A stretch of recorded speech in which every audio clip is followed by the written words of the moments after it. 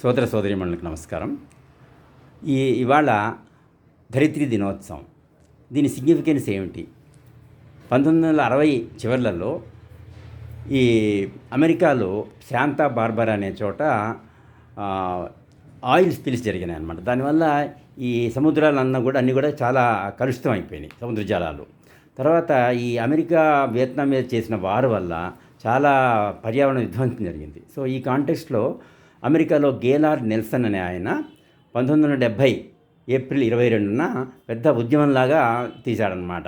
దాంట్లో చాలామంది పిల్లలను కూడా చాలా ఇన్వాల్వ్ చేశారు.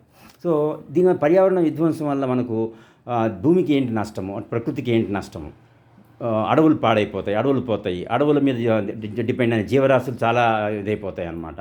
తర్వాత మనం విపరీతంగా ఈరోజు ప్లాస్టిక్ కావాలా నీకు ప్లానెట్ కావాలా అనేదన్నమాట. మన చాయిస్ మనం తీసుకోవాలన్నమాట. సో మనం ఏమేం చేయొచ్చు, అవి అడవులను కొట్టడము, అలాగే చెట్లను కొట్టడం ఆపొచ్చు, చెట్లను నాటడం పెద్ద ఎత్తున నాటొచ్చు.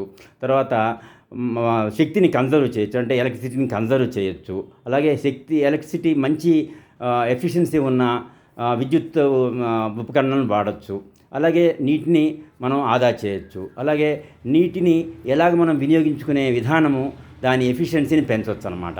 అంటే ఓపెన్గా ట్యాపులు పెట్టకుండా, అలాగే కుళాయిల్లో లీకేజెస్ను అరెస్ట్ చేయడము, అలాగే మనం షేవింగు, అలాగే బ్రషింగ్ ఇట్లాంటివి చేసుకున్నప్పుడు మగ్గులు వాడి ఓపెన్ ట్యాప్ వాడకుండా ఉండడము, అలాగే బకెట్లో నీటితో స్నానం చేయడము, ఇలాగా చాలా చిన్న చిన్న పనులు చేసినా కూడా మనము మన భూమాతకు మనం చాలా ఇది చేసినట్లు అవుతుందన్నమాట.